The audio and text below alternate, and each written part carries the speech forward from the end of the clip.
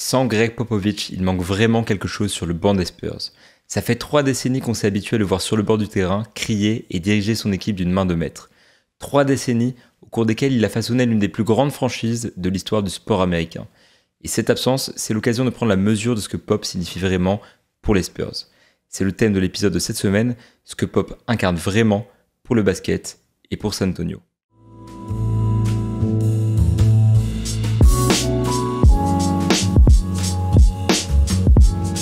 Bonjour à toutes et à tous et bienvenue dans Mook Deep, le podcast de basket session qui raconte la NBA depuis les États-Unis. Et aujourd'hui, on vous propose un crossover incroyable entre San Antonio et le San Antonio français, la petite Venise, Metz. On accueille aujourd'hui Vincent Poulain, aka Vince Little Horse, seigneur des écureuils, passionné d'histoire, de NBA et d'histoire de l'NBA, journaliste pour le crossover et pour le groupe Room. Vincent, comment ça va mon petit pote ? Salut Benj. Je suis très honoré d'être dans le Mook Profond, qui est certainement le podcast avec le meilleur nom ever. Franchement, c'est cool. Tout le crédit revient à Théo. Voilà, pour ceux qui le savent pas, c'est pareil, je risque de te harceler un peu pendant le podcast comme Hugo parce que on a une relation en dehors de ce podcast. On s'aime bien. Ok, d'accord, super. On se connaît. Et du coup, aujourd'hui, je voulais t'inviter parce que Vincent, qui est fan des Spurs, qui fait partie de l'équipe Spurs FR TTFL, donc marque de prestige, là où sont passés les plus grands, dont votre hôte, évidemment. Et du coup, c'était histoire de parler de Popovich parce que c'est quand même un grand symbole. C'est un homme qui est plein d'histoires, qui est resté là pendant 3 décennies finalement. Donc il y a beaucoup de choses à raconter. Et je voulais parler de ça avec quelqu'un qui a donc connaissance de l'histoire de l'NBA et de l'histoire des Spurs. Et je me suis dit que c'était l'occasion par ailleurs de t'inviter. Ça faisait longtemps que je voulais t'avoir. Donc voilà, très heureux de t'accueillir aujourd'hui. Merci Benji. Alors je rappelle le contexte un petit peu de ce podcast surtout. Il y a un contexte d'actualité qui est que Popovich n'a pas entraîné les 6 derniers matchs des Spurs parce qu'il était absent pour une raison médicale. On a récemment eu une update qui nous expliquait qu'il a eu un léger AVC au Frostbank Center. Il est en rééducation et on s'attend à ce qu'il soit pleinement rétabli. On ne sait pas encore quand et normalement il devrait s'en sortir. Donc c'est le principal. Le basket passe un petit peu au second plan dans ces cas-là. Mais en attendant, c'est Mitch Johnson, son assistant, qui le remplace. Et donc, la question s'ouvre évidemment de la suite, de ce qui va se passer une fois que Popovich ne voudra plus ou ne pourra plus coacher. Évidemment, c'est un moment qui est très particulier parce que cet homme-là, Popovich, on l'a vu depuis 3 décennies sur le banc des Spurs, dans les bureaux, mener le projet à la baguette. Donc, il se passe quelque chose, en fait, qui nous rappelle aussi à quel point cet homme est important dans l'histoire des Spurs et dans l'histoire de l'NBA. Et c'est pour ça aujourd'hui que je voulais en parler et que je voulais rappeler ce que Popovich signifie pour San Antonio, signifie pour l'NBA, ce qu'il a apporté au basket de manière générale. Toi, Vincent, quand je parle de Popovich, c'est quoi le premier mot qui te vient en tête ? Je pense qu'en fait, tu vois, genre, c'est très cliché de dire ça et j'ai pas du tout envie de résumer une organisation à un homme, tu vois. Et je pense que surtout, ça lui plairait pas du tout d'entendre ça. Mais je pense que rien ne lui plaît. Non, c'est vrai. C'est vrai. Mais peut-être que si je lui ramène une bouteille de pinard, on sait jamais, tu vois. Mais d'une certaine manière, je pense que les Spurs, c'est Popovich, tu vois. C'est très réducteur, hein, et c'est vraiment contre tout ce que Popovich est et a été de dire ça. Mais d'une certaine manière, en fait, il a tellement une empreinte, tellement marqué son empreinte, parce que comme tu l'as dit, il a commencé à être dans les bureaux des Spurs. Moi, j'étais même pas né, tu vois. J'étais quoique. 4. Ouais, non, j'étais même pas encore né. Donc c'est pour dire, tu vois, genre ça remonte un petit peu. Et il a traversé les époques. On en parlait tout à l'heure. En fait, le Spurs suit, c'est une dinguerie, hein, de voir le nombre de gens qui sont passés à San Antonio, qu'il a formé, qu'il a marqué, le nombre de joueurs aussi. Donc il y a un héritage quand même qui est assez énorme, quoi. Tu vois, déjà, on parle de un petit peu quand Popovich est arrivé aux Spurs. Il est là depuis 88. Il y a eu un moment où il s'est arrêté parce qu'il était seulement assistant quand il est arrivé pendant 4 ans. De Larry Brown. Il est parti, c'est ça exactement. Et puis, du coup, il est parti aux Warriors pour poursuivre sa carrière. Il est revenu en 94 dans les bureaux. C'est un peu plus compliqué, en fait. Au moment où Larry Brown se fait virer, Popovich est pressenti pour prendre sa place, mais finalement, ça le fait pas. Et c'est là qu'il part aux Warriors pour être l'assistant de Don Nelson. Voilà. C'est ça, voilà. Et il prend avec lui en plus ses potes et qui ramène en fait de comment dire, d'équipe en équipe. Ouais. Donc Avery Johnson en l'occurrence. Avery Johnson qui est vraiment son gars sûr, hein, le mec, il a fait balader à chaque fois entre San Antonio et Golden State. C'est le premier move de Popovich quand il arrive quelque part, c'est faire venir Avery Johnson. Hein. C'est ça. Et du coup, il revient ensuite en tant que GM. Donc, il a vraiment une empreinte sur la construction de l'équipe, même si à ce moment-là, il y a des choix faciles comme l'arrivée de David Robinson. Et il fait je grossis le truc, un coup d'état, entre guillemets, pour devenir coach des Spurs. Il vire le coach et il se nomme lui-même en tant que coach. L'anecdote qui est folle, c'est que c'était sur la route. Popovich monte dans le bus qui est prêt à repartir depuis, je pense que c'était à Phoenix. Et il dit à l'équipe, en fait, désolé les gars, maintenant le coach il vient pas dans le bus avec nous, il va rester, on rentre à San Antonio, on s'entraîne ensemble, en gros. Et la moitié du bus pensait que c'était une blague et l'autre moitié du bus était en mode non les gars, je suis désolé de vous annoncer que c'est la réalité. Donc c'est un passage qui est singulier et je trouve que ce que tu dis sur Popovich, mais en fait le truc c'est quand même différent. Désolé, hein, je suis tatillon, mais j'en prie, sois tatillon. Le truc qui est là pour ça, c'est que quand Popovich arrive en tant que GM, c'est parce que le proprio de l'époque, donc j'ai complètement oublié le nom. C'est Red McComb, je pense. Non, c'est plus Red McComb, parce que Red McComb, là, il est proprio des Nuggets à ce moment-là, je crois. Ok. Je sais pas. Je sais pas. Je ne sais pas non plus. J'ai pas je sais plus. Je crois qu'il a revendu des Spurs à ce moment-là. Bref, en tout cas, c'est un gars qui a été dans l'USR, qui a été dans l'armée, en tout cas, je crois. Et ou en tout cas qui aime l'armée, un texan quoi. Et c'est principalement parce que Popovich connaissait déjà la maison et vu que c'est un gars de l'US Air Force, de l'US Air Force en tant que joueur puis plus tard en tant qu'entraîneur, qui lui a laissé sa chance d'abord dans le bureau comme tu as dit. Faut savoir que Popovich en fait, au-delà d'être un coach, ça a aussi été un GM, un / scout, hein, c'est comme ça, plus ou moins qu'il a commencé sa carrière à la fac notamment. J'ai oublié le nom de cette fac en Californie, qu'il a une fac de loose. C'est quoi? Pomona Pitzer. Mais son taf de GM à l'époque, c'était un truc de fou. C'était vraiment d'envoyer des lettres à tout le pays en mode. C'est ça. Venez jouer pour moi parce que c'est un programme de troisième division, je pense. C'est ça, c'est de la 3e division. Ouais. Et le pire, c'est que à chaque fois que Pop parle de ça et que quand il parlait au Hall of Fame, il dit je suis toujours dans mon cœur en fait un coach de Détroit en fait. Ah mais enfin de division 3, pas Détroit dans le sens de la ville. Ouais, parce qu'il y a pas grand chose à voir avec Détroit, mais mais en tout cas, ouais, parce que lui, il est plus de l'Indiana que du Michigan. Mais c'est ça. En tout cas, c'est assez fou déjà de voir qu'il avait déjà ce truc pour le scouting particulièrement. Notamment, je crois que la Ducks, c'est au moment, enfin, il faut savoir, c'est une fac vraiment qui en a rien à faire du basket, tu vois. Mais il a fait venir des gars et je crois que entre le moment où il est arrivé et le moment où il est parti, la taille moyenne de l'équipe a pris 10 cm, quoi. Parce que forcément, il a fait venir des gars plus grands, tu vois. Truc bête. Et oui, il y a eu toutes ces gestions aussi autour du cas Rodman, qui était le premier cas très important à traiter et qui a peut-être été, je pense qu'on peut dire que c'est la plus grosse erreur de la carrière de Popovich. D'ailleurs, si un jour t'as l'occasion de l'interroger là-dessus, je pense que ça serait super intéressant. Moi, j'aimerais bien l'entendre sur le cas Rodman, tu vois, genre voir le recul qu'il a pris là-dessus, parce que il était aussi engagé pour ça, parce que c'était un militaire, tu vois, et le proprio voulait mettre plus ou moins Rodman au pas, et finalement, bah, ça a été un fiasco total, et c'est très dommage parce que je pense que si Popovich avait réussi à mieux gérer le cas Rodman, les Spurs auraient été champions en 95. Et ça, j'en suis persuadé. Et ensuite, oui, il y a eu ce cas, ce coup d'état orchestré d'une manière. D'ailleurs, je sais pas si t'as déjà vu la vidéo où il annonce aux fans un peu la vidéo officielle où il est tout jeune Popovich avec les cheveux noirs là. Ouais. Ça c'est. Ouais, c'est.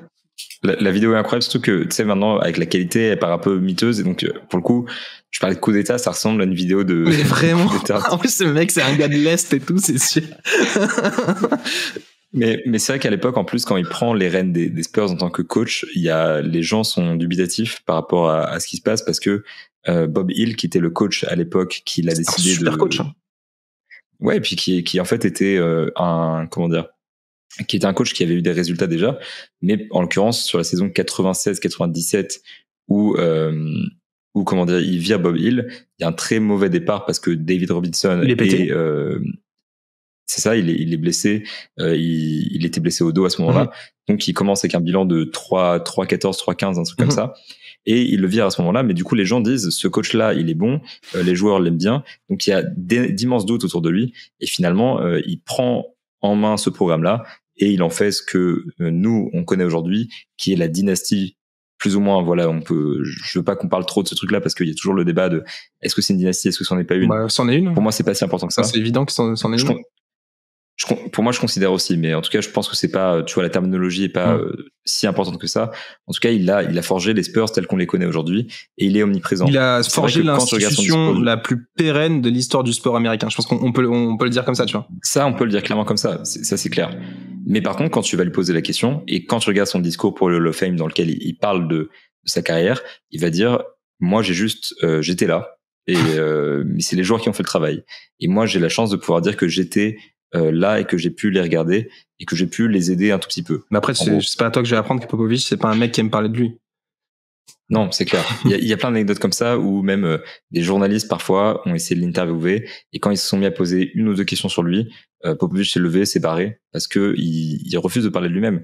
Et c'est ce genre de personne, Popovich. Et c'est ce qui fait aussi qu'il a pu inculquer la mentalité qu'ont les Spurs et qu'ont eu les Spurs dans leurs grandes années surtout, avec cette mentalité, tu vois, de partage, de peu de gens se mettent en avant et on met vraiment les joueurs au service du collectif plutôt qu'au service de l'individuel. Alors, il y a eu des exemples il y a eu des contre-exemples, tu vois, des joueurs qui marquent 70 points pour des raisons un petit peu triviales, mais de manière générale, c'est quand même voilà, il y a cette mentalité. Les Spurs respirent Popovich. Les Spurs ont la mentalité de Popovich. Il a tout fait là-bas. Donc c'est un peu réducteur de dire que les Spurs c'est Popovich, mais les Spurs c'est Popovich. Ouais, clairement. Et au-delà de ça, tu vois qu'on parle, en fait c'est beaucoup plus qu'un coach, Popovich. C'est un mec, c'est un formateur. C'est d'abord ça. Hein. C'est un enseignant à la base, hein, Popovich. Que ça soit, enfin à la fac, c'est clairement été prof d'EPS. Hein. D'ailleurs, je crois qu'il a un diplôme là-dessus, là-dedans. Donc c'est clairement un enseignant dans tous les sens du terme. Hein. Enseigner le basket à ses joueurs, même si t'enseignes pas du basket à des joueurs NBA, mais t'as compris l'idée, tu vois. Aider les jeunes à se développer. Il dirait le contraire hein, d'ailleurs par rapport à ça. Il va te dire que quand les jeunes arrivent, même surtout aujourd'hui, il leur apprend les fondamentaux et tout ça. Donc c'est vraiment un professeur même de basket finalement. Ouais, finalement ouais. Puis même un professeur dans la vie, tu vois, il aide aussi des jeunes hommes qui parfois rentrent à peine dans l'âge adulte à devenir des hommes, des pères de famille ou whatever, tu vois, genre l'exemple avec Tony Parker, il est particulièrement frappant quand Tony débarque en NBA, qu'il a 18 ou 19 piges, qu'il a personne chez qui aller à Noël et que Popovich lui dit viens à la maison, c'était comme un membre de la famille, tu vois. Ça c'est Greg Popovich. Et des anecdotes comme ça, il y en a plein. Donc au-delà de ça, donc voilà, c'est un professeur, c'est aussi comme on l'a dit un stratège assez incroyable, que ça soit on the court et off the court. Même si bon pour le coup c'est aussi parce qu'il a formé un duo aussi très complémentaire avec R.C. Buford et il faut aussi lui donner ses lauriers à R.C. Buford, mais il y a aussi ça, donc c'est aussi tout ça quoi, c'est tout ça. Puis également l'investissement, c'est très important aux États-Unis, c'est pas à toi que je vais l'apprendre, tu vois, l'investissement dans la communauté. Et là pour le coup c'est dur de trouver quelqu'un comme aussi investi dans la communauté, que ce soit à San Antonio ou même à l'échelle de la NBA, que Greg Popovich. À San Antonio, on est un peu moins au courant parce que Popovich, il a pas trop envie de, tu sais, il aime pas de communiquer là-dessus. Personne sait trop, mais on sait que c'est un philanthrope de fou, que il a aidé les banques alimentaires, qu'il a fait plein de choses pour la ville, mais ça filtre pas parce que bon voilà, il aime pas qu'on en parle. Et il y a aussi cet aspect où ça a été un des porte-parole de la ligue au moment où il a fallu parler, où il a fallu prendre ses responsabilités et parler de sujets touchy, quoi. Que ça soit des sujets sur l'égalité homme-femme où il a été précurseur, que ça soit pour dénoncer le racisme. On l'a encore vu il y a peu de temps au moment de l'assassinat de George Floyd. Que ça a été où il y a très peu de temps hein, avec Trump où l'histoire dit que c'est à cause de lui qu'il a fait son AVC mais voilà, tu vois, c'est quelqu'un de profondément engagé avec des valeurs humanistes, voilà, c'est tout ça Popovich quoi, c'est c'est le basket dans ce qu'il a de plus, et même le sport dans ce qu'il a de plus noble, tu vois. Il transcende un peu tous les aspects de la société. C'est pas seulement juste du sport, c'est aussi de la politique, c'est aussi du relationnel, c'est tout ça, quoi. Ça, tu vois, je voulais qu'on en parle de l'homme Popovic, parce que j'ai l'impression que le basket, c'est une chose, mais quand tu vas parler à Popovic de tout et n'importe quoi, il va toujours mettre le basket au second plan. Pour lui, c'est quelque chose qui passe après la vie, après la politique, après les trucs qui sont en fait primordiaux. Alors que c'est quand même un mec qui a dédié toute sa vie au basket et qui est un sacré obsédé de basket, hein. Mais c'est un mec paradoxal, aussi, Popovic. C'est un mec qui est extrêmement compliqué. Et pour le coup, quand tu poses la question à ces joueurs, tu vois, moi j'ai posé la question à Victor plusieurs fois, parce qu'évidemment, moi, ma connaissance de Popovic, tu vois, bien sûr, je connais l'histoire, j'ai étudié, etc. Et c'est surtout sur l'année que j'ai passé ici. Et chaque fois que tu poses la question à des joueurs, et à Victor, par exemple, la première chose qu'ils vont te dire, c'est pas, ils vont pas te parler de basket, ils vont te dire, ce qu'il faut avec Popovic, c'est l'humain. C'est que il fait attention à te connaître en tant que personne, il apprend à te parler en tant que personne, il t'apporte des choses sur le plan humain. Et c'est vraiment, en fait, c'est quelqu'un qui a une présence très paternelle, et pas dans le sens négatif du terme, mais plutôt dans un sens positif, où il prend soin de ses joueurs, il respecte leurs limites. Et on a tellement d'histoires, en fait, de Popovic qui prend soin de ses joueurs. Demar DeRozan, par exemple, qui a écrit dans son bouquin, qui en a parlé en podcast, que quand son père est mort, et qu'il a annoncé à l'équipe, au front office, qui devait s'absenter pour aller voir son grand-père, que Popovic s'est pointé devant sa chambre 5 minutes plus tard et a pleuré avec lui pendant 2 heures sur la mort de son père, parce que c'est ce genre d'être humain. Et quand il croise Demar DeRozan, tu sens l'amour qu'il y a entre les deux personnes. Et je pense que la plus grande réussite de Popovic, si on se met à sa place, c'est la relation qu'il a avec ses joueurs, c'est ce qu'il leur a apporté humainement, et c'est ce qu'il a apporté humainement de manière générale au monde. C'est un homme extrêmement empathique, hein, Popovic. En tout cas, je dis ça comme si je le connaissais, hein, j'ai malheureusement jamais rencontré. Mais c'est de ce qui en ressort des témoignages qu'on entend, c'est un homme extrêmement empathique. C'est quelqu'un qui passe du temps avec ses joueurs. On l'a pas dit, mais c'est lui qui convainc Tim Duncan de rejoindre les Spurs, parce que dis donc, il y a la voiture qui passe. Ouais, désolé, les murs, c'est une papier.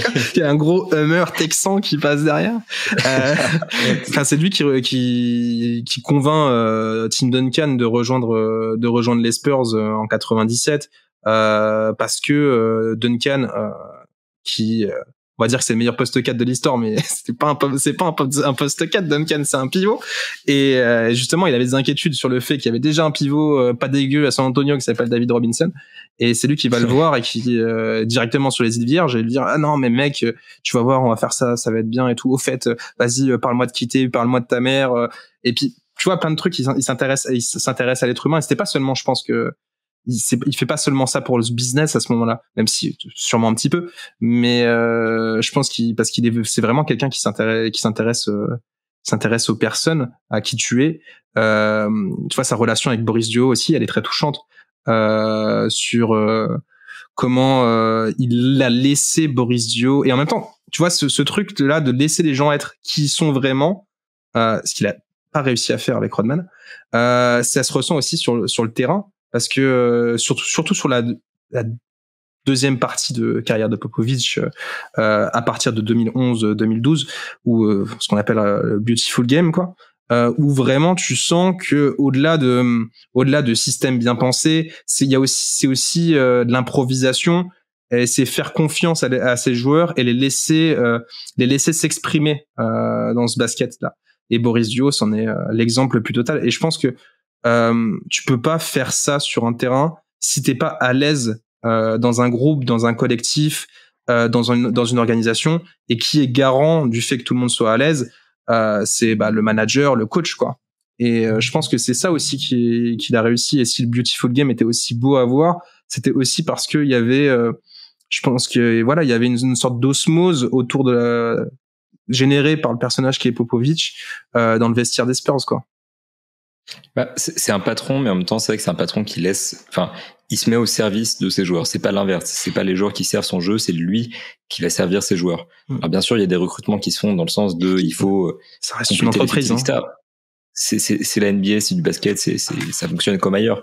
Mais de manière générale, il s'est toujours adapté aux joueurs qu'il a eu. Et je pense que le plus parlant, c'est déjà ce qu'on voit aujourd'hui, où tu vois une équipe jeune qui joue un basket extrêmement moderne dans lequel Victor fait tout ce qu'il veut finalement parce qu'il faut le développer, et l'ère Kawhi, l'ère avec la Marcus Aldridge aussi, où il joue un basket qui ne lui ressemble pas du tout, avec beaucoup d'isolation. Et ça en dit à la fois long sur effectivement le côté basket de Popovich qui s'est beaucoup réinventé, et sur le côté humain où il laisse les joueurs être eux-mêmes. Et l'exemple de Kawhi, pour moi, il est super, c'est que il y a une histoire douloureuse entre Kawhi et les Spurs, parce que Kawhi est parti, parce que le divorce a été difficile. Mais l'année dernière, quand il est revenu jouer à San Antonio et que le public a commencé à le huer, qu'est-ce qui s'est passé? Popovich qui prend le micro et qui dit aux gens d'arrêter, qui dit on n'est pas ces gens-là, parce que il veut pas entendre Kawhi qui a été champion NBA, qui a beaucoup apporté à la franchise, il veut pas l'entendre se faire huer parce qu'il l'aime en fait. C'est ça le truc avec Popovich.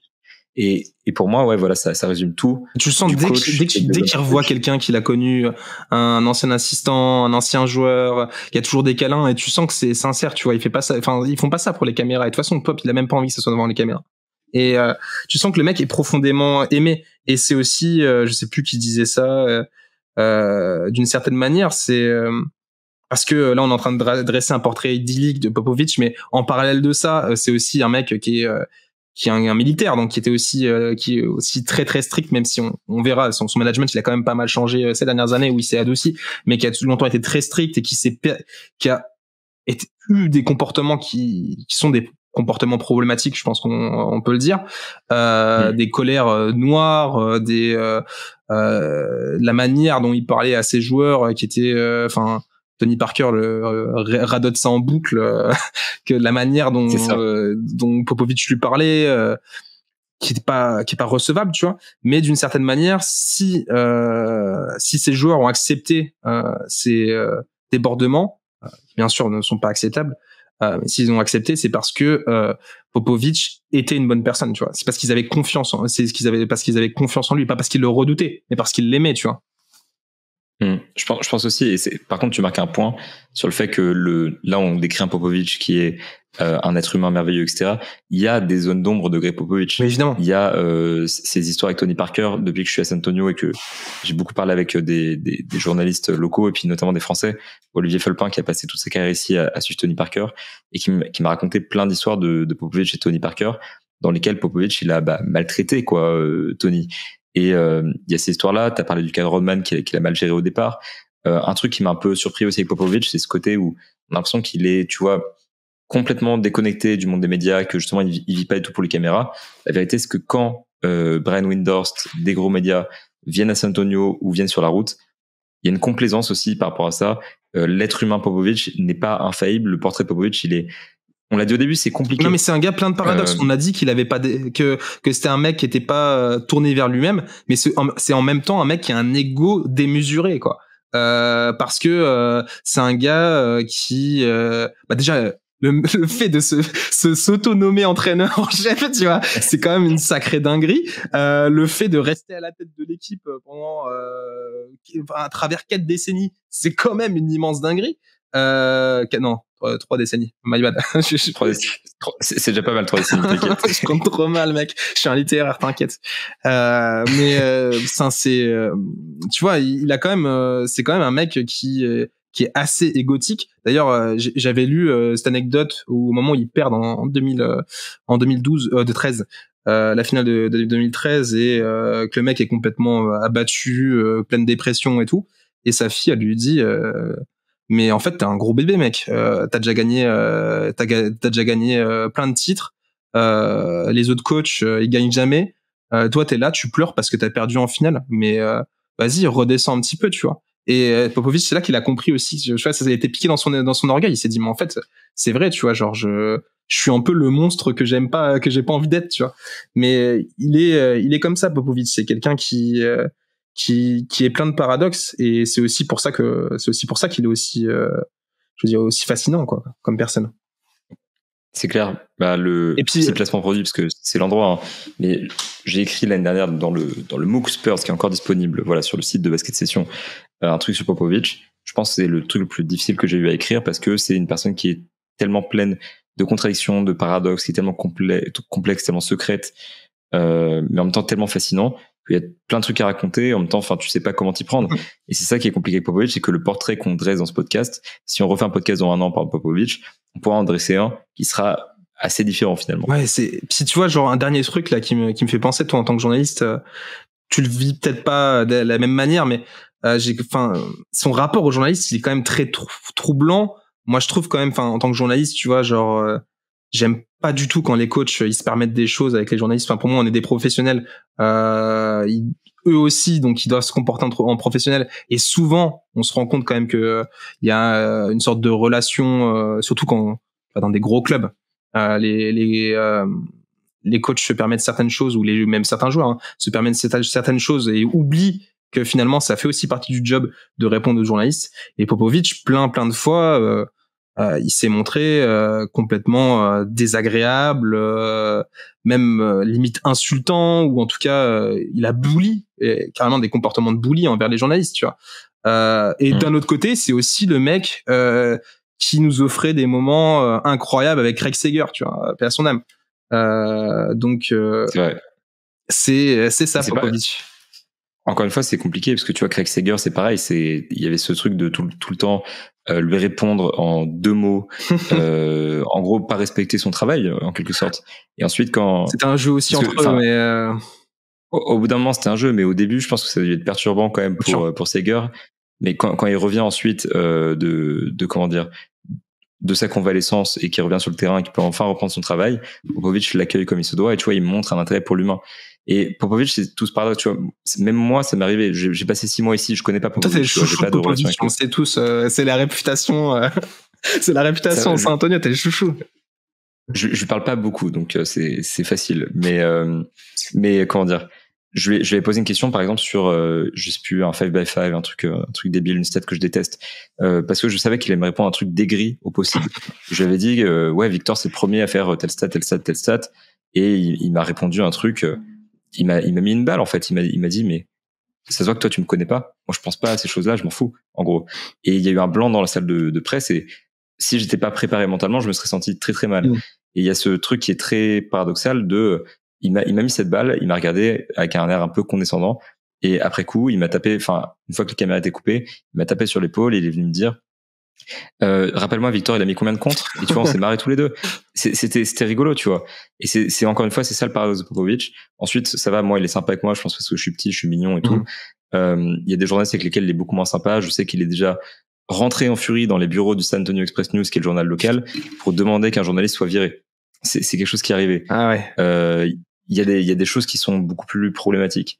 Mais encore une fois, voilà, Popovic, c'est un tout, c'est un humain qui est faillible. C'est quelqu'un qui est pas forcément toujours aimé à San Antonio parce que c'est une ville qui est certes très démocrate, mais qui a quand même son lot de républicains. Ouais. On est dans le Texas. Et, mais Popovic, il passe pour un socialiste, aux États-Unis. Je pense pas qu'il le soit, parce que, mais il passe clairement pour un socialiste aux États-Unis. C'est compliqué, C'est clair. Et les gens l'aiment pas tous pour ça, mais encore une fois, c'est une personne qui est pleine de contradictions, mais il y a beaucoup trop de jeux dans ce podcast, mais je vais le dire quand même, c'est une personne que moi personnellement j'admire et que j'ai admiré pendant tout le span dans lequel j'ai regardé la NBA. Mais très clairement, moi évidemment je suis venu au basket, je dis évidemment, mais en fait les gens ils en savent rien, mais je suis venu au basket grâce à Tony Parker, tu vois. J'en suis tombé amoureux grâce à Manu Ginobili, mais je pense que s'il n'y avait pas eu Popovic, c'est un tout, tu vois. S'il n'y avait pas eu Popovic, ma vie, ce serait pas la même aujourd'hui. Peut-être que je serais journaliste, peut-être pas. Je parlerais certainement pas de basket. Tu vois, c'est parce que c'est un mec aussi qui est fascinant. C'est pour ça, on en parlait tous les deux quand. D'ailleurs, c'est toi qui m'avais annoncé la nouvelle que Popovic avait fait un petit AVC. Tu vois, genre. Forcément ça touche. Bon, ça touche pas comme si c'était un membre de la famille, tu vois. Genre j'ai déjà vu des trucs comme ça dans la famille, c'est pas ouf quoi. Mais c'est quand même quelqu'un auquel tu tiens, même si tu le connais pas, même si tu sais que lui, moi typiquement il sait pas que j'existe, tu vois. Mais t'as quand même cette relation qui s'est créée au fil des années. C'est tu sais, c'est comme c'est un papy quoi. C'est papy Popo. T'as envie qu'il aille bien, t'as envie qu'il soit tout pipou, t'as envie qu'il soit heureux quoi. Ouais, puis en fait, on développe tous des relations parasociales avec les joueurs, les coachs, etc. Moi, je suis pas prêt à ce que LeBron James prenne sa retraite. Ça va être un moment qui va faire très très bizarre. Et c'est pareil. Popovich, c'est vaguement que j'existe, mais je pense pas que j'ai une quelconque importance dans l'univers pop. Mais par contre, pour LeBron, tu vois, le mec ne m'a jamais vu de sa vie. Il m'a peut-être aperçu 3 secondes sur le bord du terrain pendant qu'il s'échauffait, tu vois. Mais on a 0 relation. Mais je pense qu'il y aura une larme qui va partir, et c'est le cas de tous les sportifs, en fait. C'est ça, c'est quand un mec prend sa retraite. Puis un mec qui est là depuis si longtemps, mec. T'imagines? C'est pour ça que je prends l'exemple de LeBron, c'est que Popovich, c'est le LeBron James des coachs, finalement. C'est le mec qui s'est réinventé plein de fois, qui a cette longévité phénoménale, et à travers la relation qu'on a créée à travers notre écran, toi et moi, tous les fans des Spurs, tous les fans de NBA, il y a un truc qui s'est créé entre nous et Popovich, et qui fait que le jour où il partira sera un jour qui sera compliqué, qui sera marquant. Et donc, évidemment, quand il fait un AVC, ouais, on est inquiet, tu vois, on n'est pas ses joueurs, on n'est pas ses potes, on est personne pour lui, mais ça fait bizarre. Je voulais revenir sur quelque chose de plus froid, malheureusement, et quelque chose de plus concret, sur ce qu'il a apporté à la NBA, parce que Popovich est là depuis 3 décennies. Je dis pas que c'est terminé pour lui, j'espère qu'il va revenir, si c'est ce qu'il souhaite en tout cas, mais on est plus proche de la fin que du début, normalement, si tout se passe bien. Popovich, depuis qu'il est arrivé en tant que head coach des Spurs, l'NBA s'est métamorphosée. Il fait partie aussi des gens qui ont changé l'NBA. Et je voulais qu'on parle de cet apport-là, de ce qu'il a changé tactiquement, etc., dans les mœurs de la ligue, et aussi à quel point il s'est adapté finalement à travers ces époques-là. Popovich, j'ai l'impression que c'est quand même un des coachs qui s'est le plus réinventé. Mais il y a pas photo. Enfin, pour moi, il y a pas photo. En fait, pour moi, si tu prends toute l'histoire de la ligue, je sais pas. Je parle que de basket, parce que je m'y connais très peu dans d'autres sports américains, donc je voudrais pas dire de bêtises. Mais si tu prends toute l'histoire de la ligue, il y a pas un autre seul coach à part le seul qui peut être un égal de Greg Popovich, c'est Pat Riley, qui a su traverser les époques comme ça et se réinventer à chaque fois. Parce que le Greg Popovich de 99, c'est pas le Greg Popovich de 2005. Le Greg Popovich de 2007, c'est pas le Greg Popovich de 2005. Celui de 2011, c'est clairement pas celui de 2007. Et celui de 2014, et puis celui de 2016, et puis celui de maintenant, c'est un truc de fou. Moi, j'ai jamais vu. Et en même temps, tu vois, il donne l'impression d'être un mec sûr de lui, tu sais, je sais pas, droit, et d'une certaine manière, tu sais, je sais où je vais, j'y vais comme ça, et puis, mais en fait, c'est tellement, j'imagine que c'est quelqu'un qui se remet constamment en question, que ce soit dans son management ou dans son approche tactique.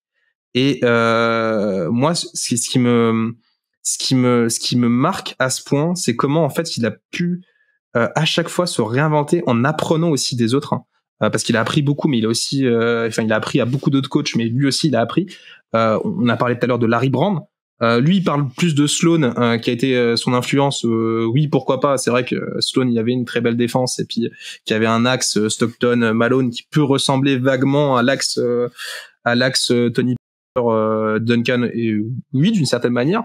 Mais pour moi, quand même, il y a 2 coachs qui sont fondamentaux, et ce qui me bute à chaque fois, c'est que je me dis, il a vraiment pris le meilleur des deux et a laissé le pire à la poubelle, et c'est pour ça qu'il est meilleur que les deux là.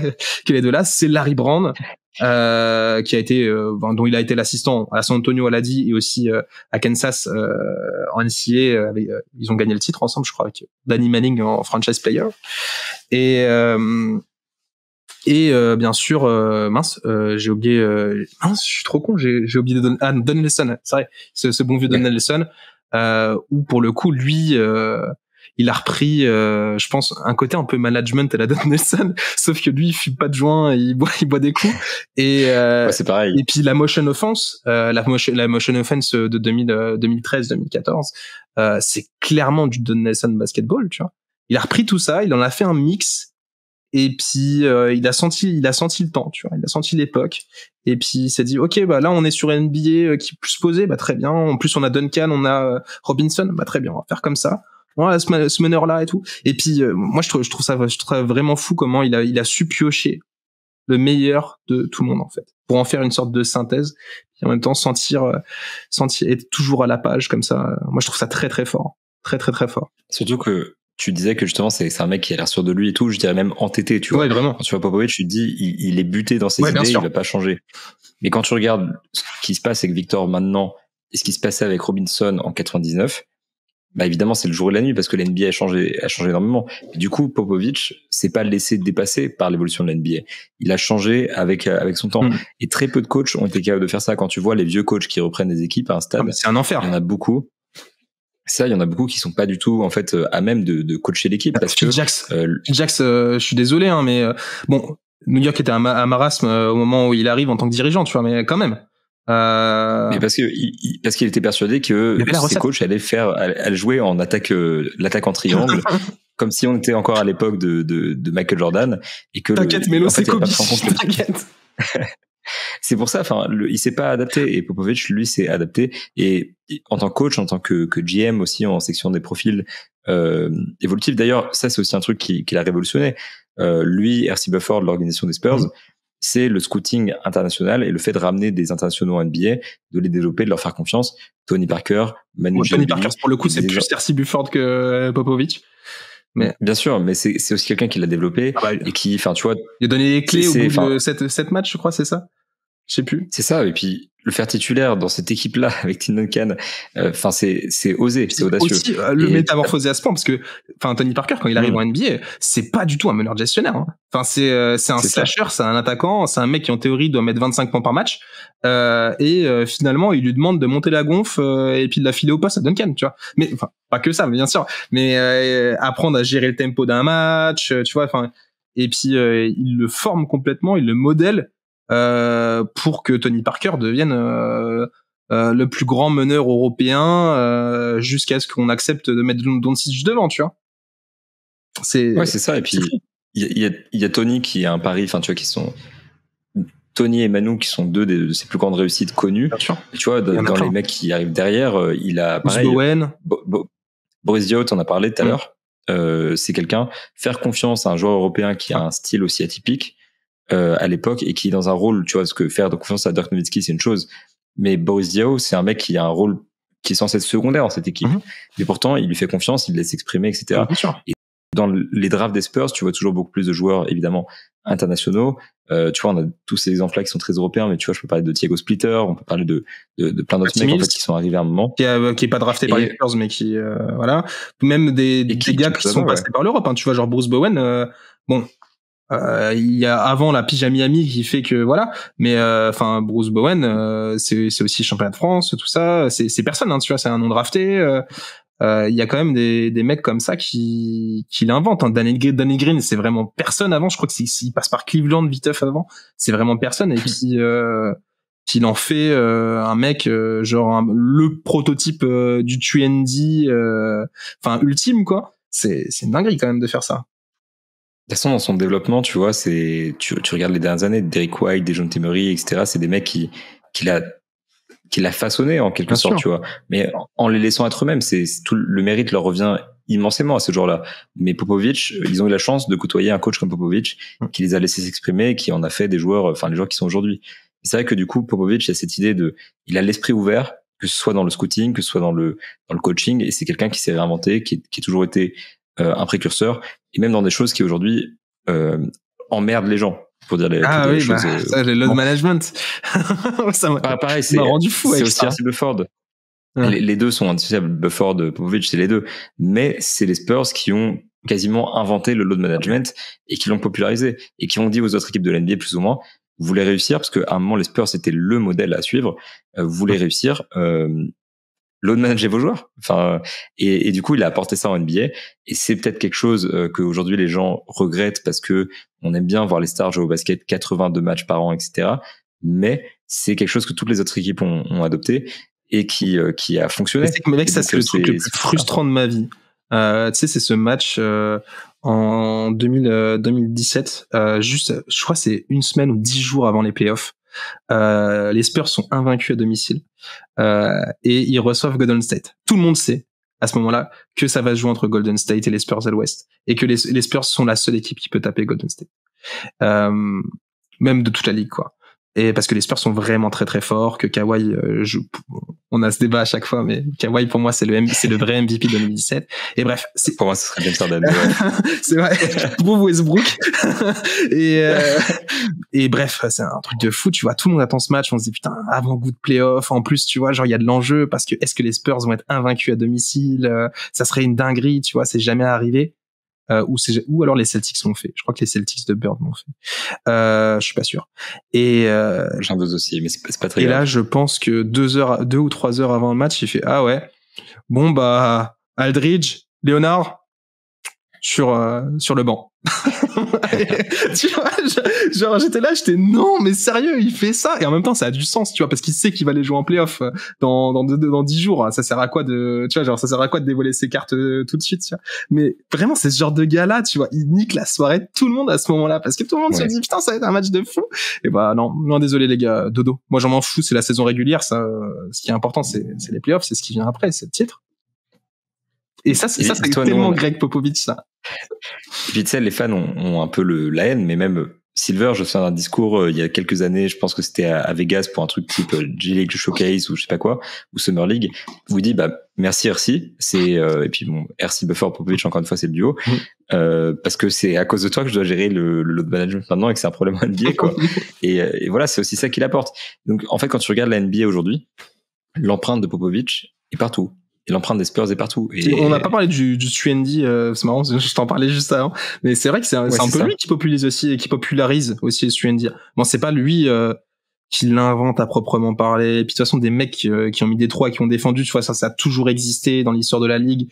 Mais voilà, on peut dire que c'est l'un des premiers qui théorise le poste de 3&D avec des mecs comme Bruce Bowen. Même si c'est vrai que comment il s'appelle le coach des Rockets, j'ai oublié son nom. Tomjanovic. Ouais, c'est vrai que Rudy Tomjanovic, il le fait un petit peu quand même avec Robert Horry et Mario Elie, 2 joueurs qui d'ailleurs vont passer aux Spurs après. Mais tu vois des mecs comme Bowen, plus tard Danny Green, tous ces gars-là, c'est aussi Popovich qui lance un peu cette mode des 3&D. Enfin, cette mode, c'est même plus que ça, tu vois, genre c'est jusqu'à il y a 3-4 ans, c'était un peu le profil recherché en NBA, tu vois, genre des mecs comme PJ Tucker, ils peuvent dire merci à Popovich, hein.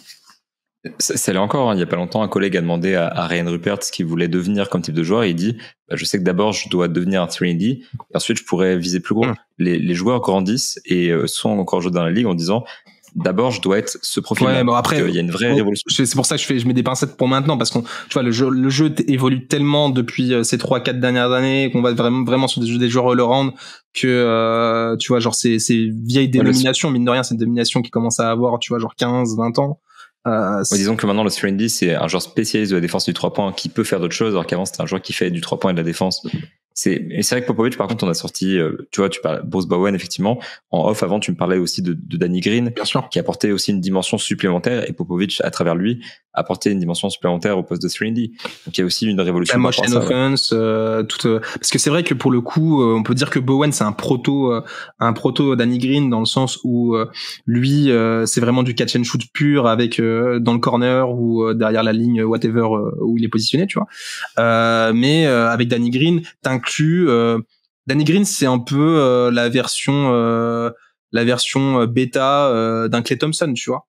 Dans le sens où avec tout ce qui vient ensuite avec les systèmes sur les courses, donner la balle en mouvement, prendre le shoot, tu vois c'est vraiment l'évolution du poste. Il a plus ou moins théorisé le truc. S'il est pas tout seul, un révolutionnaire, ça marche jamais seul, tu vois. Stephen Curry, il a pas inventé le 3 points non plus. Mais voilà. Il a plus ou moins inventé le truc et il s'est pas contenté d'avoir un truc qui marche, tu vois. Genre, il a continué à peaufiner le truc. Et ça, c'est incroyable. Et le basket qui a été proposé par Steve Kerr avec les Warriors. De toute façon, les Warriors, hein, c'est clairement un copier-coller des Spurs dans la manière dont c'est conçu et dans la manière dont ça joue. Et dont il jouait plutôt hein, parce que voilà tu vois genre ouais bah j'ai oublié ce que je voulais dire. Ah oui tu vois Steve Kerr c'est un ancien maison même si bon on sait bien que Steve Kerr il est pas là dès le début du truc et qu'il s'est quand même beaucoup inspiré aussi de Don Nelson aussi, de Mike D'Antoni, qui lui-même s'est inspiré de Don Nelson, Popovich s'est inspiré de Don Nelson, ça commence à faire beaucoup de Don Nelson. Mais voilà, tu vois, il y a toutes ces influences-là qu'on retrouve dans le basket qui a dominé la ligue. La grande dynastie qui a remplacé les Spurs, c'est une dynastie qui s'est bâtie comme les Spurs à la draft. Donc le modèle Spurs, en fait, il perdure, que ça soit dans le jeu, dans l'organisation, comment ils pensaient une équipe. Tout ça, s'il y a plus en plus de joueurs européens, évidemment, il n'y a pas que les Spurs qui ont fait ça, les Mavericks aussi, Don Nelson, encore une fois, Don Nelson a beaucoup œuvré là-dedans. Donc voilà, c'est mais en plus, on parle de la manière dont le jeu perdure dans les principes de jeu, mais on n'a même pas encore tant abordé la question du coaching tree de Popovich, donc c'est-à-dire les coachs, même les dirigeants d'ailleurs pour Popovich, qui découlent un petit peu qui ont été formés par Popovich en tant que joueur, en tant que coach, etc., et qui aujourd'hui parlent de l'influence de Popovich. Tu vois, je vais balancer des noms à balle parce que il y en a tellement que c'est un truc de fou. Je vais s'en sortir. Il y a Brett Quinn Snyder, Mike Budenholzer, il y a Brett Brown qui est dans le staff actuellement, James Borrego, même Doc Rivers. On a parlé d'Avery Johnson qui a eu aussi un petit moment de coaching, Steve Kerr du coup dont tu as parlé, Jim Boylan qui a eu les Bulls pendant un moment. Je dis vraiment des noms au pif, c'est même pas les meilleurs noms possibles. Danny Ferry, je sais pas pourquoi je pense à lui, mais Danny Ferry qui a été GM de Cavs. Ça c'est vraiment probable. Sean Marks qui est le GM des comment dire, des Nets. Ouais. J'ai envie de dire Thiago Splitter qui est coach du Paris Basket mais qui a été coach avant aux Rockets, enfin assistant coach aux Rockets. Il y a tellement de noms, je vois pas faire le tour parce que Becky Hammon c'est plus la NBA effectivement et on en parlera juste après. C'est la WNBA mais quand même tu vois genre c'est une championne. Et qui a été assistante et qui a été une formidable assistance en NBA. Tu vois, je pense à Monty Williams encore une fois, qui Ime Udoka aux Rockets, Will Hardy au Jazz. Il y a tellement de noms. Effectivement, enfin, tu vois, et du coup, effectivement, même là, je parle de la NBA, on a parlé de dirigeants, etc. Tu as parlé de Becky Hammon. L'influence de Popovich va au-delà de la NBA. Elle va en WNBA, où Becky Hammon est peut-être la meilleure coach aujourd'hui en WNBA et a aussi beaucoup appris de Popovich. Elle va jusqu'en Europe avec le Paris Basket, elle va jusqu'en France avec le Paris Basket, jusqu'en Euroleague. Comment il s'appelle? Putain, j'ai oublié le nom de ce coach italien. Là, moi, ça va pas super bien pour lui. Et Ettore Messina. Là, ça va pas super bien pour lui en ce moment, mais voilà, il y a Ettore Messina aussi qui est passé par les Spurs. Bon, lui, il était déjà quelqu'un au moment où il arrive à San Antonio, mais tu vois, genre, il passait par les Spurs. On peut dire d'une certaine manière que il existe une relation entre Vincent Collet et Greg Popovich. Cette relation elle existe, tu vois, on n'invente pas, elle est là, même si Vincent Collet il fait pas à proprement parler du Spurs tree. Voilà, c'est une gigantesque, c'est plus un arbre, c'est une gigantesque pieuvre qui est dans tout, enfin dont les tentacules bougent dans toutes les surfaces du basket, notamment en NBA quoi. Et puis voilà quoi, il y a aussi même quand tu regardes la NBA d'aujourd'hui, donc j'ai parlé des coachs, tu vois, de Will Hardy, de Udoka, etc. Même dans les trucs qu'on oublie de préciser, qu'on oublie un petit peu, tu vois, je pense à Chip Engelland, qui était le coach de tir des Spurs, qui a beaucoup bossé avec Popovich, qui maintenant bosse avec le Thunder. Et quand tu vois comment le Thunder bosse justement à ce niveau-là sur le shoot, comment Chet Holmgren, par exemple, a poli son shoot depuis son arrivée en NBA et parle de Chip comme de quelqu'un qui a énormément influencé. Ça va jusque là, je veux dire, les joueurs aujourd'hui, même le rival entre guillemets de Victor Wembanyama, c'est aussi un produit très très partiel évidemment de ce qu'avait Popovich. Donc il est omniprésent et je pense que le jour où Popovich prendra sa retraite, évidemment on parlera que de ça, de l'influence qu'il a eu sur la ligue, de la manière dont il est omniprésent dans le monde du basket. Moi je suis pas sûr qu'il y ait un mec dans l'histoire du basket qui ait eu autant d'influence sur toute la ligue en fait.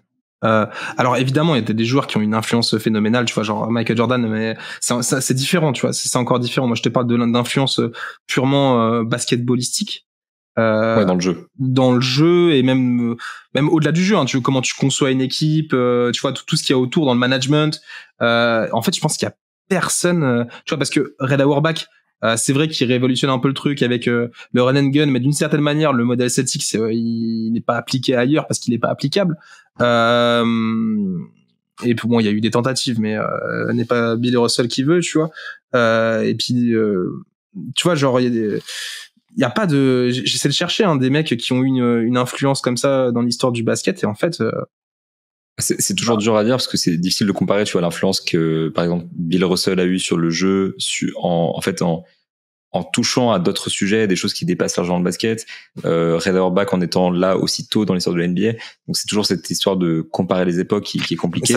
Oui, mais tu vois, genre mais par contre, effectivement, il y a personne dans l'histoire du basket qui a eu autant de, tu vois, tu disais les tentacules qui sont partout dans la ligue, qui a eu ce genre de domaines. Tu vois ce que je veux dire? C'est un truc de fou. À la pointe sur les joueurs, les dirigeants, les coachs, enfin tout, effectivement, t'as raison. Ça, c'est vraiment, il irrigue, tu vois, la ligue de son savoir, de sa personnalité, de ses valeurs. C'est un truc de fou, quoi. Le produit NBA, d'une certaine manière, bon, pas le produit c'est vraiment un produit 100% Adam Silver maintenant.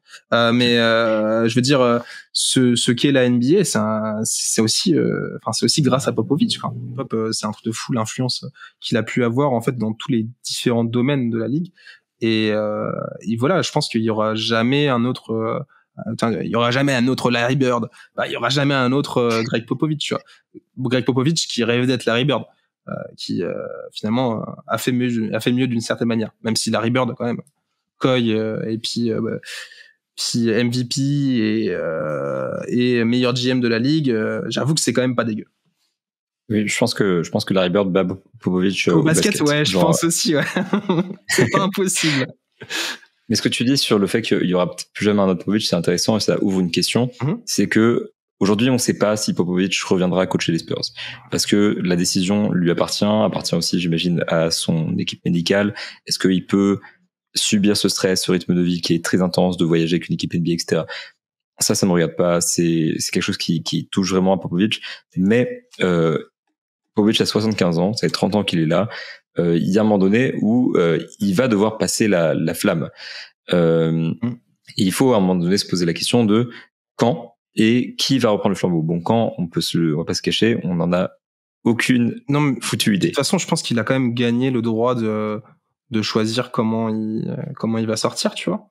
Parce que de toute façon, je pense qu'il est quand même conscient qu'il n'est pas éternel.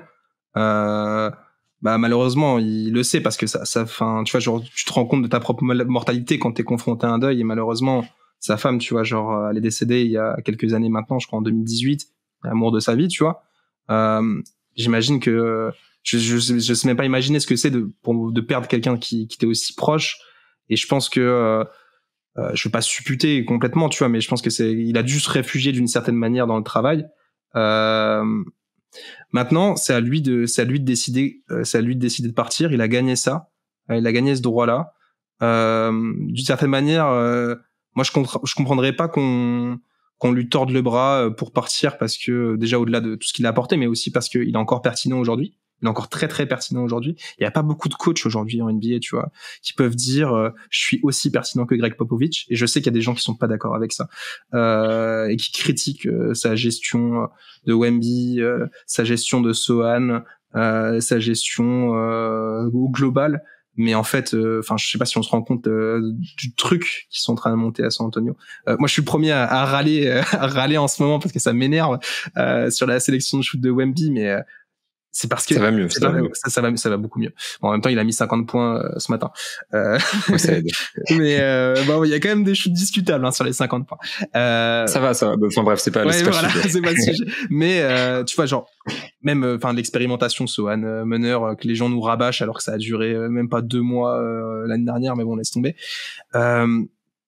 Et là, il est en train de monter un truc quand même très basket expérimental, mais en même temps très basket 2.0. Ça, tu t'attends pas à ce que ça soit un papy de plus de 70 ans qui fasse ça, tu vois, c'est fou. Donc le mec est encore à la page. C'est un truc de fou, tu vois. C'est très moderne, en fait, quand tu vois Victor qui porte la balle en pick and roll.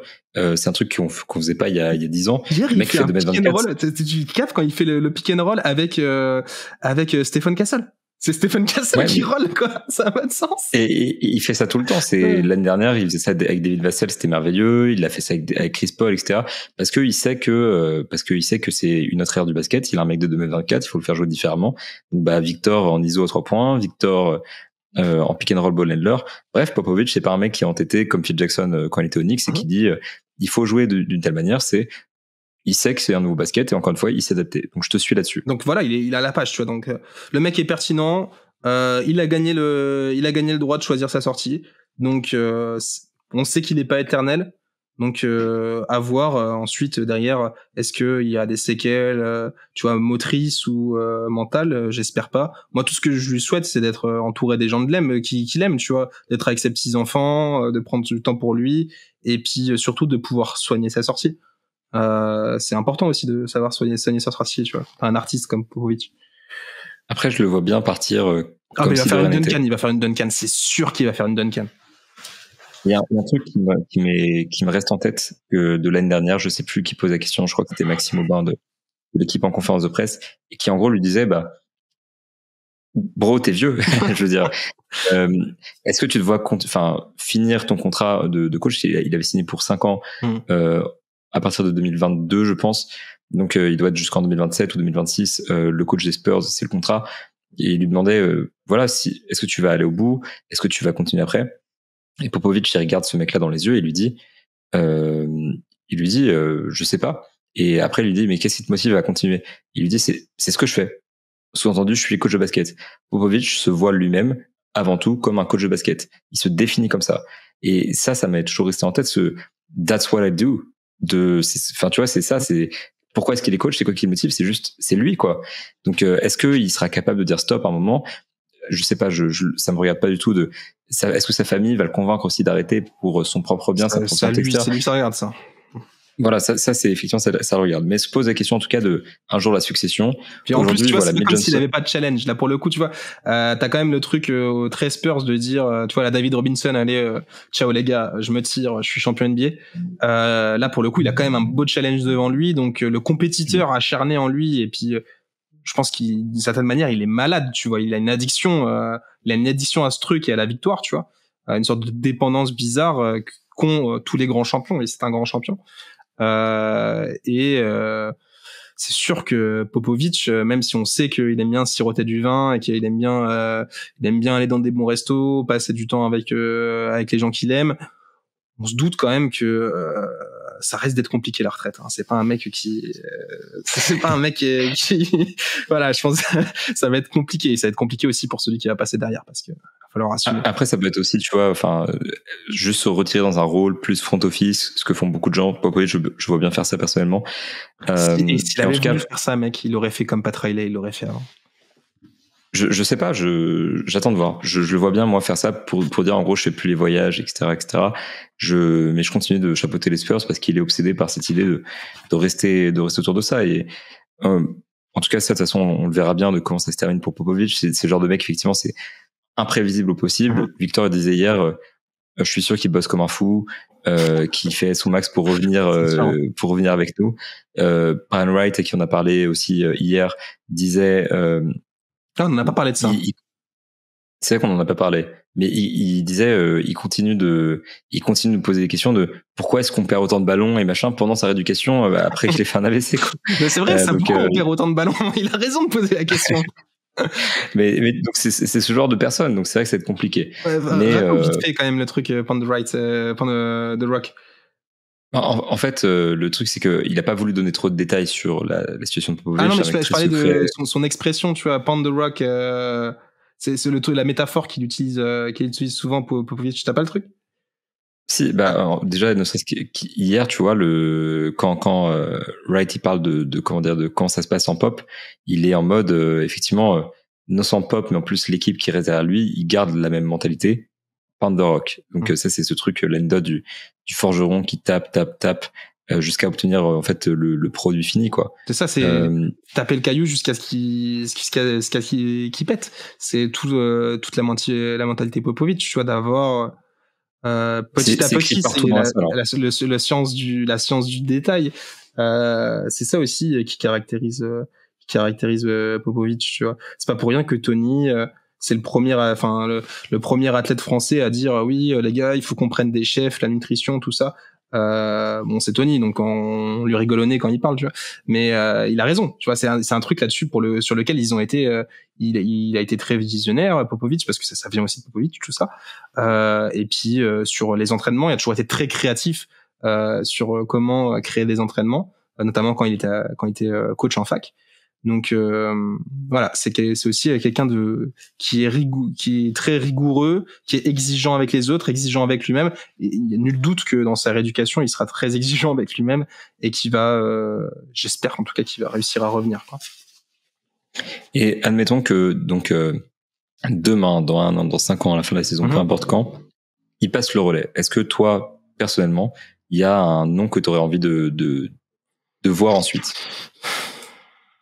Bah, en tant que fan des Spurs, je fais confiance à l'organisation, tu vois. J'ai pas la même confiance en Brian Wright qu'en R.C. Buford, mais j'ai confiance en lui. Je pense que c'est un bon GM. Je pense qu'il fera les choix nécessaires. Je pense que de toute façon, dans l'organisation, voilà, il y a que j'ai l'impression quand même qu'on est sur des personnes qui connaissent bien le basket, qui se font confiance, qui quoi qu'il arrive, ils trouveront quelqu'un, tu vois. Je pense qu'ils trouveront quelqu'un quoi qu'il arrive. Et puis de toute façon, il y a tellement de gens qui sont passés par les Spurs que tu finiras bien par trouver quelqu'un. Après, ouais, est-ce que j'ai des préférences? Moi, je pense que Mitch actuellement, il est un peu, tu vois, genre il est un peu green, je pense. Je pense pas qu'il soit prêt. Bon, après, est-ce qu'on est vraiment prêt à être jeté dans le grand bain, tu vois, genre c'est quand tu nages avec les requins que tu sais si tu sais nager vite, tu vois, mais je pense pas qu'ils sont encore prêts. Il m'énerve un peu là sur ses rotations. Je sais que t'es pas d'accord avec ça, mais il m'énerve un peu avec ses rotations. Je trouve que ça n'a pas trop changé. Enfin, surtout moi, je sais pas, ça fait quelques matchs qu'il est là, c'est 6 matchs, 7 matchs. C'est un petit échantillon. Tu peux pas, mais j'ai quand même l'impression que c'est d'abord un super formateur et qu'il lui faut encore un peu de temps et que là, on est quand même dans une étape de la reconstruction. On commence à avoir besoin d'engranger des victoires, donc faudrait un coach un peu plus expérimenté. Moi, ce qui me fait marrer par rapport à Mitch, tu vois, c'est que il va sur le terrain pour prendre les rebonds de ses joueurs à l'échauffement, tu vois. Il est encore dans cette mentalité d'assistant et du coup, c'est vrai que il a pas l'air prêt. On sait pas, mais en tout cas, c'est vrai que c'est pas le coach le plus expérimenté de l'arbre de Popovich. Mais ça m'étonnerait pas, par contre, que si Popovich vient arrêter, vient à ne pas revenir, ça m'étonnerait clairement pas qu'il devienne head coach, qu'il donne sa chance. Ça, pour le coup, je pense que c'est très Popovich. C'est très probable. Hein. Je pense que là, on va dire des noms parce qu'on a envie de rêver, tu vois. Mais je pense que c'est très probable que ce soit lui. En fait, de toute façon, on n'en sait rien. Si je te propose des noms, c'est parce qu'il y a des petites histoires sympas et que on peut en discuter, tu vois. Mais on est tous d'accord sur le fait que de toute façon, on n'en sait rien. Ouais. Les voix de Pop et des Spurs sont impénétrables. Ouais, bien sûr, c'est la grande muette. Hein. Déjà, je suis un des points qui fait que je suis plutôt rassuré pour Popovich, c'est que les Spurs en ont parlé publiquement. Parce que si les Spurs n'en avaient pas parlé publiquement, c'est que c'était pas bon. Hein.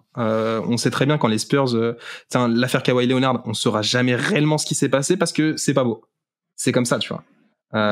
C'est la mentalité armée, c'est la grande muette. San Antonio, quand ça parle pas, vaut mieux que ça parle parce que si ça parle, c'est qu'on peut le dire. Sinon c'est secret d'État. On faut pas oublier que Popovich a été le 007 américain en Turquie. Donc voilà, moi la coach que j'aimerais voir, parce que c'est la belle histoire et parce que c'est un super coach et que ça a été peut-être, moi je pense, sa meilleure assistante coach, c'est Becky Hammon. Moi j'aimerais bien voir Becky Hammon. Ça pose beaucoup de problèmes parce que apparemment les Spurs n'ont pas été très très sympas quand Becky Hammon a cherché un poste de head coach et ça c'est vraiment pas chouette, les gars. Et en plus, il y a beaucoup d'équipes NBA qui ont fait miroiter le poste de head coach. Résultat, les deux mecs qui lui sont passés de lui devant elle sur les postes, à savoir l'horrible Chauncey Billups et le non moins horrible Jason Kidd, c'est quand même des mecs ultra problématiques. Ça pose quand même. En plus, c'est dur de dire qu'ils ont été choisis aux compétences. Enfin, surtout pour Billups, quand tu vois ce qui se passe après. Même Kidd, c'est vraiment, Kidd maintenant son rending, tu vois, mais au moment où il est pris. Ok, il a fait des trucs bien il s'entend bien avec Giannis, quoi, tu vois, quand même. Il a fait des trucs corrects, mais c'est vrai que par contre, ils prennent un mec problématique. Et pour le cas de Billups, en plus, ils prennent un mec problématique qui a pas d'expérience vraiment dans le coaching et tout, et qui, tu vois, il y a pas de question de compétence, il y a très peu d'arguments finalement. Si ce n'est, il y a rien du tout. Il y a rien du tout. Il a même pas été assistant, que dalle. C'est dingue. C'est vrai que Becky Hammon, c'est frustrant de pas l'avoir vu coacher en NBA. Et moi, je sais pas, en fait, parce que elle l'a quand même dit, tu vois, que maintenant, elle est plus du tout intéressée par la NBA, qu'elle se focus sur la WNBA. Je sais pas à quel point, tu vois, genre, elle s'est dit, bah, vas-y, fuck that, c'est des trous du. Et puis, moi, je suis bien en WNBA, je gagne des titres, et puis je continue de botter des fesses d'une certaine manière, tu vois. Moi, j'aimerais bien que ce soit elle, parce que déjà, c'est une super coach. En plus, l'affiliation, tu vois, avec San Antonio, elle est là, parce que, enfin, Becky Hammon, genre des stars de San Antonio, tu vois, enfin, maintenant, c'est les Aces de Las Vegas. Donc, quel coach, d'ailleurs. Ouais, quel coach, d'ailleurs, avec laquelle elle a été double championne WNBA.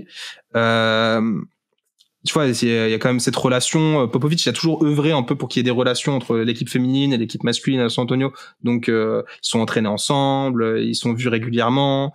Et puis, voilà, il y avait des ponts naturels. Et puis, c'est une légende de la ville, quand même, à San Antonio. Tu vois, c'est quelqu'un, Becky Hammon. C'est comme si Tony venait coacher l'équipe de WNBA, quoi. Bon, s'il y avait encore une équipe de WNBA, sauf qu'il y en a plus, mais t'as compris l'idée, quoi. Donc t'as ce côté-là, et puis ouais, puis tu vois, je pense qu'il y a aussi ce truc d'héritage où Pop, c'est quelqu'un quand même qui a lutté, comme on a dit, pour les droits civiques en général, les droits des personnes afro-américaines, aussi des femmes, pour l'égalité homme-femme. C'est quelqu'un qui a longtemps, enfin qui a promu le basket féminin, qui a donné des places au sein de l'organisation à des femmes. Moi, je trouve que ça serait aussi un move très Popovic de laisser la place, tu vois, à la première head coach féminine en NBA. Ce serait symbolique, et puis je trouve que ça serait beau, quoi. Moi, c'est ce que j'aimerais voir. En tout cas. Égoïstement, j'ai envie de te dire la même chose, en fait. C'est vraiment aussi ce truc de j'aimerais que Popovic le fasse. Et c'est même pas une histoire, en fait, de dire on veut qu'il y ait une femme qui coach une équipe NBA. Aussi. Parce que c'est pas juste.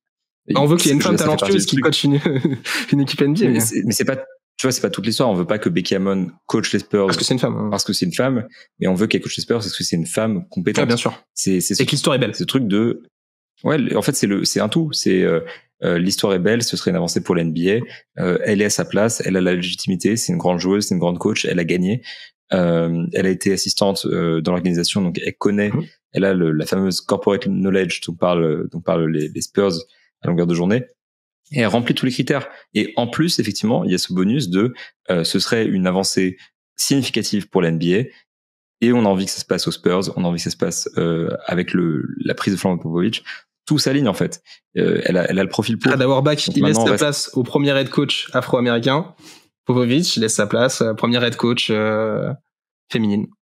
Voilà. Et quand tu regardes l'histoire, effectivement, de Auerbach et Bill Russell, tu le regardes avec tu regardes cette histoire, tu te dis c'est magnifique, en fait.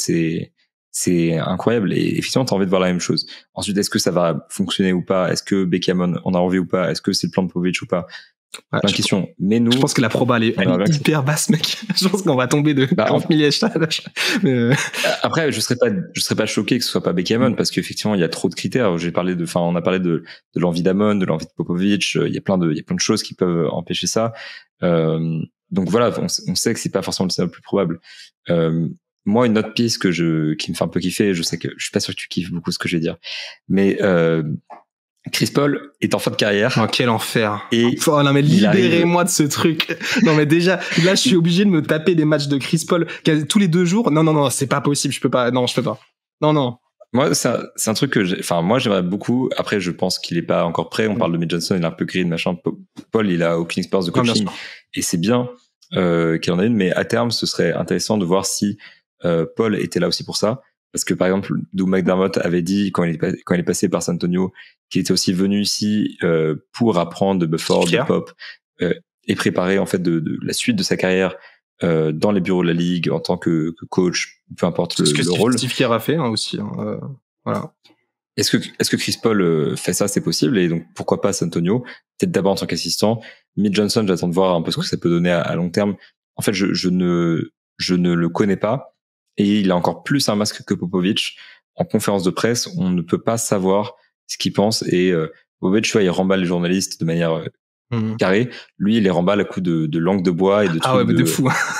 il a il est comme ça, il a un sourire, il a toujours la même tête. Il a une expression, tu vois, genre, il joue, tu sais, c'est Mark Hamill dans Star Wars, il joue tout de la même manière. C'est un truc de fou. et pour le coup, du coup, on sait pas du tout, enfin voilà. Mais ceci dit, du coup, ça montre à quel point il a été formé par Popovich aussi, parce que c'est la culture Spurs de ne rien laisser transparaître et de rester secret et de manager les médias comme ça. Ils ont chacun leur manière, mais c'est aussi un produit Popovich. Donc pourquoi pas Mitch Johnson?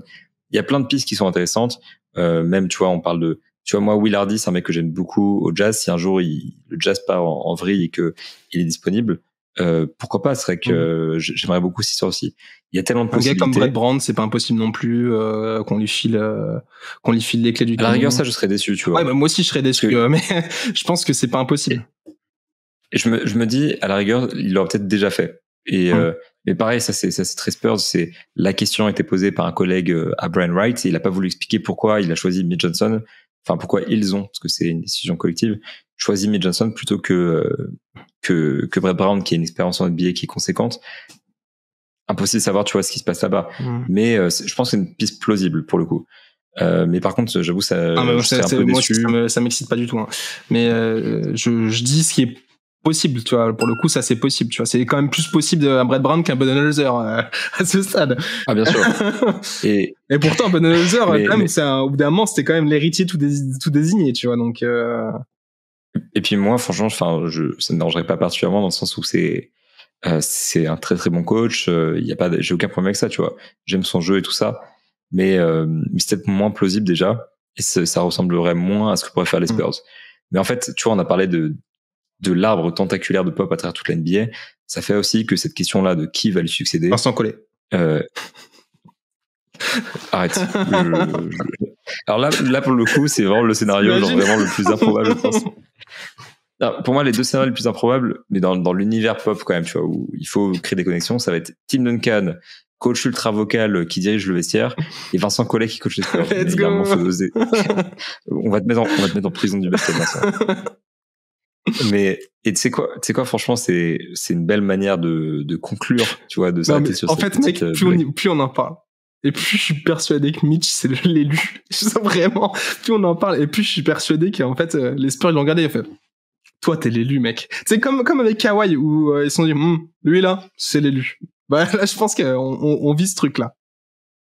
Il y a un monde, et en plus, pour le coup, non seulement tu vois, enfin, ce serait très Spurs de la part ce serait très Pop aussi et tout, de nommer un jeune coach qui a pas d'expérience en coach. T'as un truc obvious, t'as un immense arbre avec Udoka ou Monty Williams. Je te parle pas que de bons coachs, mais je te parle de coachs qui ont de l'expérience, de Will Hardy, de Quinn Snyder. Qui on est pour dire qu'il y a un bon coach, pas un bon coach. À partir du moment où on est d'accord pour dire que Doc Rivers c'est une fraude, moi ça me va, hein, mais pour le reste, je préfère pas me prononcer. C'est pareil, je m'estime être trop limité tactiquement pour vraiment être capable de faire une tier list des coachs. Mais enfin, Monty Williams, force est de constater que ça a pas très bien marché à Détroit, donc j'ai des doutes sur le fit avec San Antonio. En tout cas, il y a plein de coachs comme ça qui sont établis, qui ont gagné des choses, etc. Et ce serait très Spurs de leur part, enfin de Pop, de dire tous ces mecs-là, c'est non merci. Ce sera Mitch Johnson, le mec qu'on n'a encore jamais vu, le mec qui est resté dans son ombre depuis un bon moment. Le mec trop bizarre. C'est effectivement, comme tu dis, c'est l'élu, quoi. Et donc ce serait très très Pop, et apparemment les gens le font confiance. Bon, ensuite, je les vois mal nous dire non, on déteste Mitch, on veut qu'il parte. Mais ce qui ressort pour le moment, c'est qu'ils lui font confiance, et il a l'air d'être dans la continuité de Pop, d'appliquer le projet de Pop pour les Spurs. Donc pourquoi pas. Et ce que je trouve très chouette, tu vois, pour finir, tu vois, t'as plein de coachs légendaires comme ça. Bah, Popovich citait Jerry Sloan comme sa principale source d'influence. Même si moi je remets ça en doute, mais n'empêche, enfin après je pense quand même qu'il sait mieux quelles sont ses influences que moi, mais bon, voilà. Mais quand tu vois genre Jerry Stone, quand c'est un mec qui peut être comparé à Pop parce que dans le sens où il a une longévité dingue au Jazz. Quand tu vois comment ça a fini pour Jerry Sloan avec cette embrouille vraiment naze avec Deron Williams, et puis voilà, comme ça a fini en autre boudin.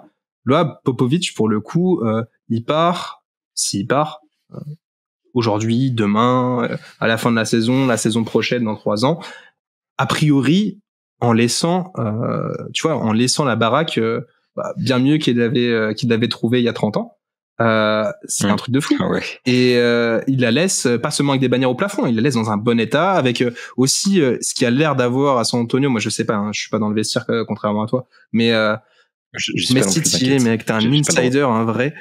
Je suis dans le vestiaire d'en face, mais pas parce que les Spurs. Mais c'est vrai, je te jure. Oui, mais t'étais avec Sarr ce matin. J'ai vu l'interview.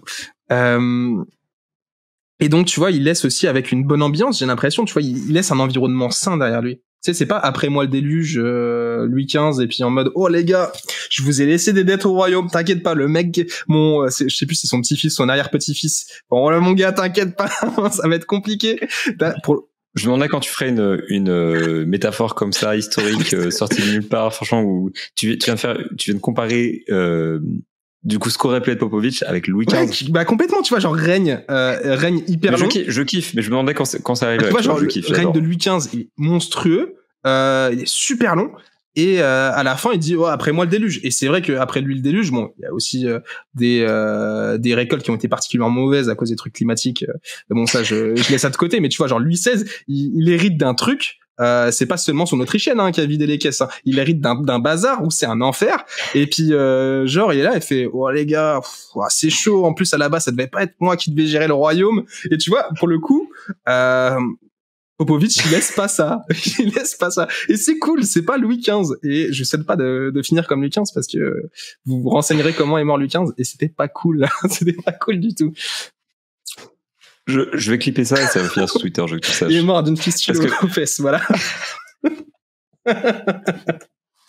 Et apparemment, c'était un peu odorant. Voilà.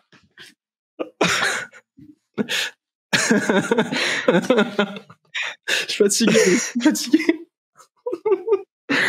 Je te remercie pour ce grand moment de podcast. Mais effectivement, Popovic, en plus, il a assuré la pérennité du projet de San Antonio, qui est pas une ville qui a beaucoup de buzz dans le monde du sport. C'est la seule franchise de ligue majeure. Même, tu vois, ils ont même pas le droit à leur équipe de MLB, de MLS, alors que elle leur a été promis. Il a c'est un truc de latino, enfin, normalement, il devrait avoir une équipe de foot, c'est bizarre. Hein, mais, okay. Et c'était prévu que ça soit à San Antonio, et au dernier moment, il y a eu un revirement de situation, enfin 1 an avant, parce qu'on parle quand même de gros projets, ça part à Austin, finalement. Okay. Mais du coup, il y a ce truc de San Antonio n'est pas une ville qui est très désirée dans le monde du sport. Mais Popovic a ancré les Spurs à San Antonio, a garanti le fait qu'ils resteraient là, à des périodes où parfois on a eu un doute. C'est aussi Robinson, Duncan, etc. qui l'ont ancré. C'est pas que Popovic, mais il fait partie de ce truc-là, et il laisse la personne qui va le suivre avec, tu vois, une sérénité totale. Des bases saintes pour reconstruire, tu vois, genre avec Victor Wembanyama, Jeremy Sohan, Devin Vassell, Keldon Johnson, Stephen Castle. Keldon, on sait qu'il va être sacrifié pour la cause, petit loup. Mais j'adore Keldon, hein, mais juste c'est vrai que quand t'es à côté Devin Vassell, etc. Enfin bref. C'est mon bébé, je l'aime aussi, tu vois, c'est le dernier qui a connu des gars de 2014, tu vois. C'est le dernier qui a été dans le vestiaire avec Patty Mills, c'est le dernier qui a été dans le vestiaire avec Patty Mills. Donc tu vois, genre c'est le dernier qui a connu un peu la fin des gars de la dynastie, quoi, même qui a côtoyé des Lamarcus, des gars comme ça, tu vois. Donc voilà, ça fera mal au cœur. C'est une page définitive qui va se tourner quand Keldon il va être sacrifié sur l'autel de gagner, d'aller en playoff. Mais bon, ça se trouve on suppute, hein, mais il sera champion NBA. C'est possible, et puis encore une fois, on sait pas ce qui va se passer. Mais effectivement, il laisse à son successeur, quand il partira, parce qu'il n'est pas encore parti, aux dernières nouvelles, il laissera un bel environnement avec de bons joueurs, un beau projet. Voilà, c'est aussi ça, Popovic, c'est un peu la classe de partir la tête haute, de partir, je pense, quand il voudra, tu l'as dit. Et comme il voudra. On sait pas, comme il voudra, effectivement, dans le silence plus total, avec la plus grande fiesta de l'histoire de San Antonio. Il fera ce qu'il veut. Bon, je pense plutôt le silence, en l'occurrence. Mais en tout cas, voilà, c'est Popovic. Tu l'as dit au tout début du podcast, et j'ai envie de finir là-dessus. Greg Popovic, c'est les Spurs. C'est l'homme qui a consolidé cette dynastie, qui a consolidé le projet sportif, humain, le projet total qu'ont été les Spurs. Il va laisser un héritage qui est complètement immense à San Antonio, dans la NBA, dans le monde du basket, dans d'autres ligues. Popovic, enfin voilà quoi, c'est une légende absolue. Et Vincent, je te remercie d'avoir été avec moi pour parler avec lui, pour parler de lui, pardon. J'aurais bien parlé avec lui, ça aurait été bien, ça aurait été chouette. C'était passionnant. Je te remercie aussi pour cette excellente anecdote sur. Hey Greg, you know about Louis XV, Louis XV, my sur friend. Le cul de Louis XV. Je te remercie pour cet épisode sur le cul de Louis XV. Et je te promets que. Désolé. On te fera revenir pour parler que de ça. Non mais il y a pas d'excuse. Je te promets que j'ai kiffé ma race. et je te remercie parce que c'était vraiment passionnant. Et du coup, je vous invite à suivre évidemment le crossover, à aller suivre le boulot de Vincent, qui sortira des vidéos sur les joueurs des Spurs et qui un jour fera une vidéo rétrospective de la carrière de Victor Wembanyama et de Popovic, j'en suis persuadé. Donc, ne serait-ce que pour ça, allez suivre son travail. Je vous invite évidemment à suivre la chaîne de Basket Session pour le prochain épisode de Mob Deep vendredi prochain à 17h, mais aussi le reste des podcasts de Basket Session, le CQFR, le podcast, le Hoops Culture